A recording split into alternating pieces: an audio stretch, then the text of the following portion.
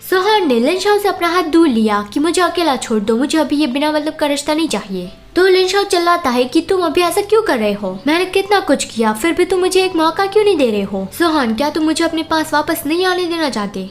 तो सोहान कहता है कि शायद लिनशाओ तुम अब भी ऐसा मान रहे हो ना कि उसमें तुम्हारी गलती नहीं थी। फिर दिखाई जाती है 20 साल पहले की बात। सोहान खाना बना रहा था, तभी अचानक से उसे दर्द होने लगा क्योंकि उसकी पूरी बॉडी में चोटें लगी हुई थी, काफी सारे बाइट मार्क्स थे। डॉक्टर ने भी उसे सलाह दी थी कि मैं जानता हूँ कि अभी तुम जवान और एनर्जेटिक हो, लेकिन इस तरह से पूरे शरीर में बाइट करना वो तुम्हारे और तुम्हारे पार्टनर के लिए हार्मफुल है, और खासकर तुम्हारे लिए। तुम दूसरे ओमेगा के मुकाबले थोड़े कमजोर ओमेगा हो। अगर तुम खुद को नहीं रोकोगे तो ये तुम्हारे लिए ही बुरा है। अपने पार्टनर को सेटिस्फाई करना सिर्फ इसे ही प्यार नहीं कहते, तुम्हारे पार्टनर को तुम्हारी हेल्थ के बारे में भी सोचना चाहिए। सोहान डॉक्टर की कही हुई ये बात याद कर ही रहा था कि तभी लिनशाओ वहाँ पे आया। उसे पीछे से किया कि तुम किस बारे में सोच रहे हो। सोहान ने कहा कि वेलकम बैक, और जब लिनशाओ ने उसके कंधे पे सर रखा तो उसके मुंह से उसे स्मेल आ गई कि क्या तुमने ड्रिंक किया था। लिनशाओ ने बताया कि हाँ थोड़ा सा। सोहान कहता है कि मुझे इसकी स्मेल अच्छी नहीं लगती, तो क्या प्लीज तुम पहले शावर ले लोगे,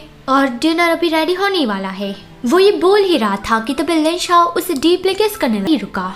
फिर जब सोहान सुबह उठा तब उसकी बॉडी पे काफी सारे नए बाइट मार्क्स आ गए थे और उसकी बॉडी में कोई स्ट्रेंथ नहीं थी। तो जब वो बेड से नीचे उतरने गया तब वो नीचे गिर पड़ा। लिनशाओ बाथरूम से बाहर आया कि तुम जाग गए। वो चेंज कर रहा था और सोहान ने उसे कहा कि कल वीकेंड है तो क्या हम बीच पे घूमने जाएं।